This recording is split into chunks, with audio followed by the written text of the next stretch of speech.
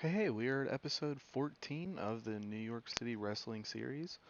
So far, we went over in that last episode, a lot of growth, a lot of development. Curious to see where we go from here. Um, Couple developments in regards to the Blacklist thing of signing Tully Casey that we'll touch on here in a moment. But let's get started with our show today, and we are going to start off pretty hot.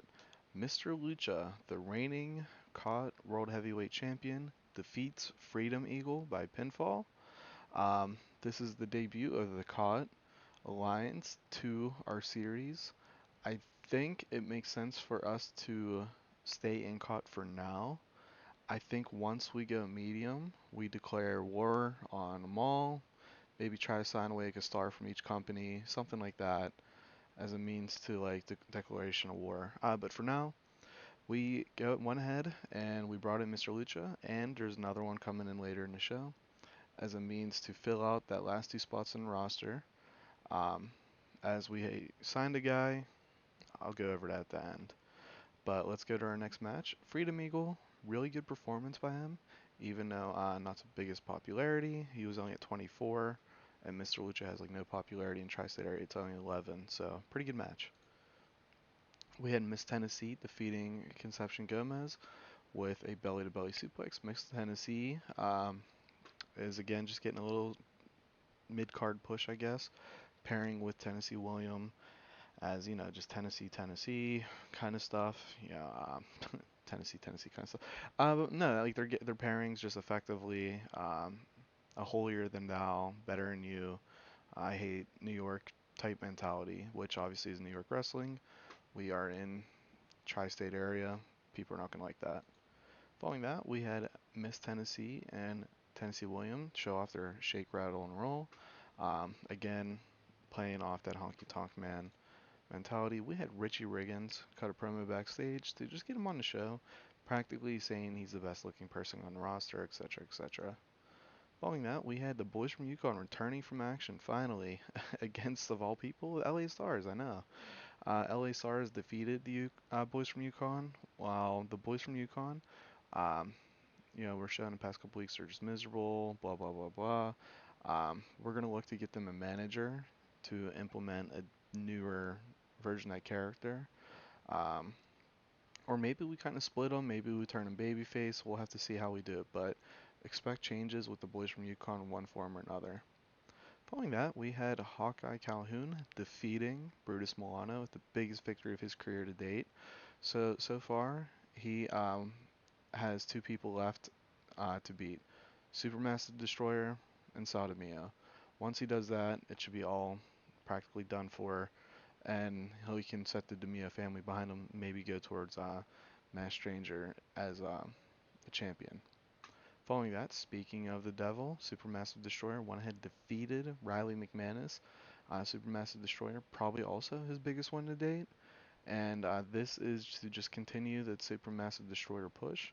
Um, as well as it makes sense. He's an unbeatable monster. He's now 5-0, 4-0 in singles competition, so we're continuing that trend of pushing him as a single star and then going from there.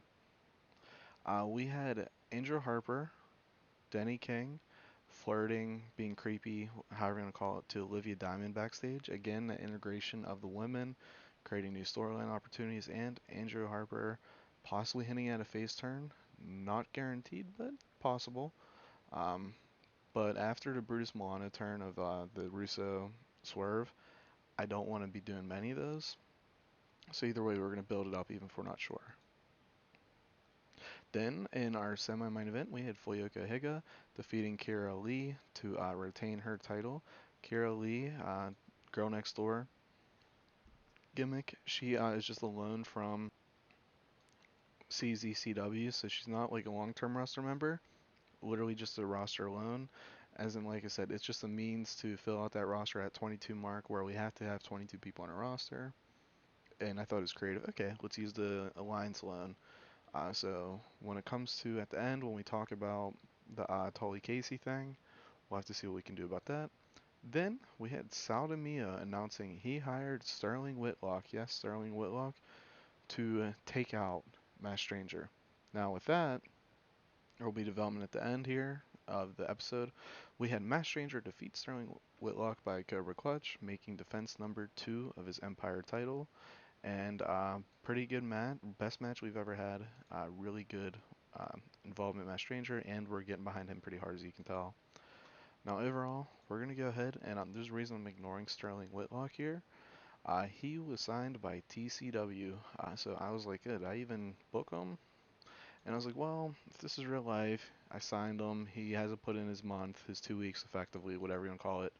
And yeah, I'm going to beat him. So Mass Stranger defeats Sterling Whitlock, continuing his rise up the North American ranks as a popularity, um, ex- especially the tri-state area, given we're not Wrestle World intentionally. Um, Overall, really good show we just had. And now, in regards to the Blacklist thing, I can't sign Tully Casey at the 6 month mark because he is unhappy due to his negative crowd because I fired Chuck first. He's not going to sign with me probably for another 6 months to a year. So what we're going to do is we are going to re-roll the Blacklist. But before I do that, I want to make sure everybody who can be added should be in regards to the Unemployed second generation guys because I think this is a creative way to possibly get those guys coming in as a hidden gem. Um, but we're still falling the middleweight, still falling unemployed, and we're still falling the if worker A gets in fight worker B, one more show to settle it down, or one of them gets fired. So I will check back with you guys in a second. Okay, I double checked, and that is actually it in regards to all the possible candidates. Now, the concern is, wait, where's the machine gun? He's a lightweight. Let's ignore that. So let's see here, make sure we have everybody who applies. Oh man, if it's devastating Dawn, whew. Uh, we'll see in New York doll. Okay, so the middleweight thing might not be because it's gonna exclude those who are already in it, but if it's like a second generation guy who hasn't worked for me, we'll do re-roll just for all intensive purposes. So let's see here, 3, 4, 5, 6, 7, 8, 9, 10, 11, 12. So we're still going to do it by 12 just because it's how many there is. And to ensure that I'm not cheating, 10. Original Sinner is going to be it. Double check 1, 2, 3, 4, 5, 6, 7, 8, 9, 10. Okay. Whew, we got another monster. Oh man. I'm really sticking with the USPW Sage, and we are picking up our first second generation guy. Um, let's compare him and Supermassive Destroyer. Okay, so when it comes to the core things, charisma on par, entertainment skills might be original center, star quality, Supermassive Destroyer. Also, what? That's 67 for sex appeal. Menace, both really good. Basics, selling. So far, it seems like almost an upgrade, except the Menace and Star quality, which are pretty important. Um, but yeah, we are gonna beat the USPW of the Indies, and we're gonna grow. So we will see here. He's fame hungry, deathmatch wrestler, 100% heel, plays dominant well. Okay, so let's go ahead here. Let's go ahead and sign him. Now, once we sign him, remove him from the blacklist, we'll add him back if he gets let go, and then show you. He's not going to sign with me because I cut his brother first and fired him. Um, but we'll see what happens overall. And I think it's going to get easier with this and more interesting the later we get. Like, let's say 2 years from now, if we do it, like in game 2 years, and we get Dean Daniels, and it's like he's 47, he'll probably nothing, or whew, I'll be terrified. Loki was hoping for Dreadnought in a sense. It was honestly Dreadnought Chip Martin's interesting. And then honestly, Machine Gun Marino. If we included lightweight the first time around, the ninth guy was Machine Gun Marino. So poor guy, no luck. But we will be bringing in original center. But that reminds me, in regards to this, we got to add him to our blacklist. And we'll just cut him as a means to an end. And we have to bring in 2 people plus original center. So we'll be bringing in original center throughout, um, and see how we book him. As and obviously it seems like he's gonna be a heel, which our heel face divide is not that even. So watch for me to bring in some faces or turn some people. Um, so that's part of that reason of why I'm thinking about it. Nonetheless, thank you guys for watching.